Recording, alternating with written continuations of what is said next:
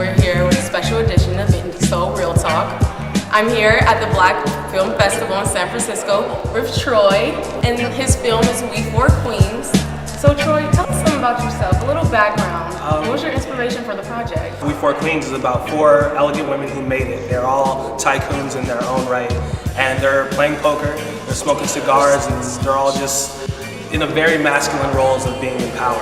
And it's very interesting because then they're having the discussions, did we make the right choice? Was choosing our careers and being these beastly women what we really want to be satisfied in that? And it's just them having that discussion. What were some of the major obstacles in making this film? In making any film, there's a lot of obstacles, but for this one we did it on almost no budget. And so finding a way of being innovative and being creative without a lot of resources was really difficult, but it also stretches you as a filmmaker. It makes you learn more, it makes you be more quicker to make decisions when they need to be made and getting things done, because at the end of the day, you want the film to be done and you want it to be good. Can you tell us some of the things that you learned?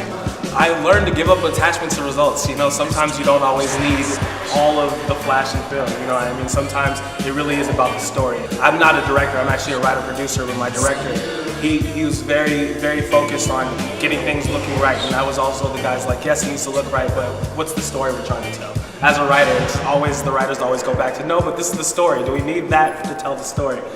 Scripts are blueprints, you know, they're guidelines, they're roadmaps, and sometimes the things that come up on set are better than what I could have thought of, what I could have written. Sometimes in what an actress has, or what her background, or what her take of the character is more resonant, and it's stronger. And so, in certain light, it's a better choice. So it's almost like my story was told, and it's better because of the team that was brought in. I was very, very focused on not being in complete control.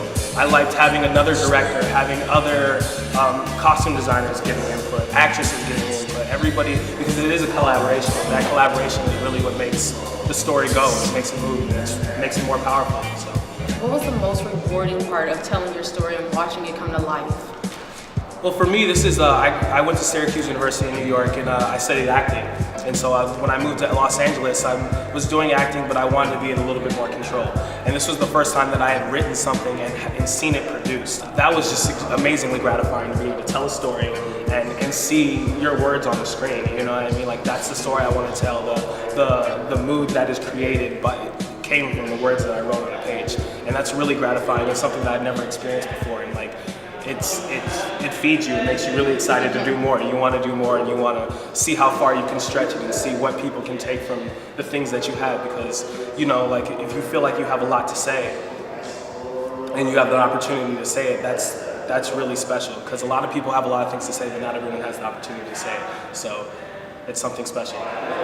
So what are your next steps? What's coming next from Troy? Oh gosh, we actually, I'm working on our first feature film right now, and we actually got $10,000 funding from a production company in Los Angeles, and so that's just the first start. We're trying to raise around 50 grand, and hoping that it'll work out. And the next story is going to be more of a suspense thriller, and it's starring a Haitian man who is a writer. He goes to Florida to investigate the disappearance of a young woman.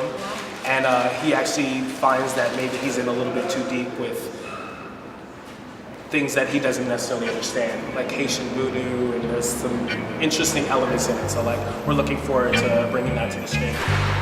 Well, thank you, Troy. We'll be seeing more of you later, hopefully. Definitely. Thank you for joining us. This has been another segment of Real Talk, and we'll see you soon.